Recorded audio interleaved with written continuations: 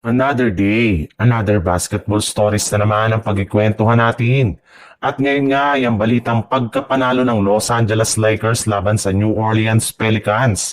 At ang balitang nagdesisyon na nga daw ang Golden State Warriors kay Anthony Davis.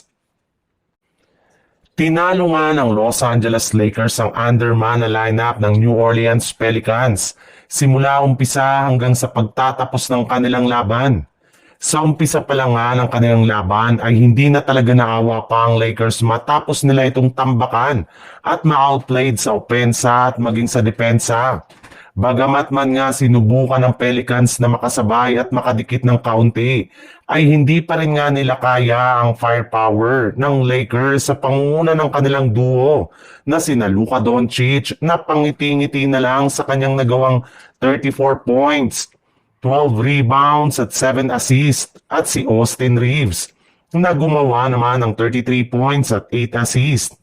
Naging easy game nga po ito para sa Los Angeles Lakers na umangat na ang record sa 15 wins at 4 losses at na-extend na rin naman nga sa 7 games ang kasalukuyang win streak nang wala ang kanilang superstar na si LeBron James.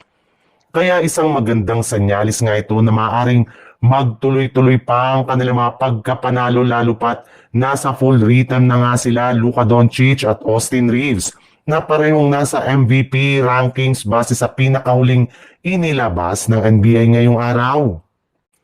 Sa ibang balita naman, nakapako pa rin nga hanggang ngayon ang Golden State Warriors sa ika-8 pwesto sa standing ng Western Conference.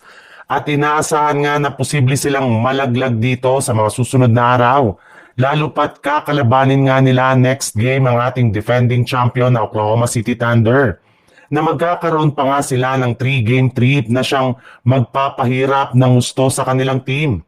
Kaya dahil nga sa kalbaryong hinaharap ngayon ng Golden State Warriors, ay patuloy na nga ang pagsilabasa ng mga trade rumors patungkol sa kanilang team.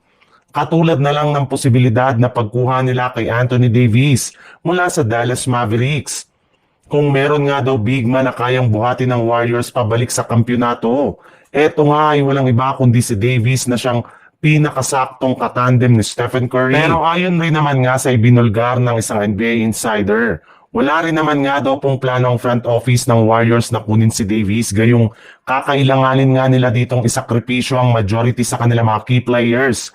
Katulad na lang nila Jonathan Kuminga, Draymond Green, Brandon Podziemski at ilan pa sa kanilang future draft pick. Alam rin naman nga nila na prone to injury na si Davis na maaaring makasira lamang sa kanilang chemistry at lineup sa mga susunod na taon.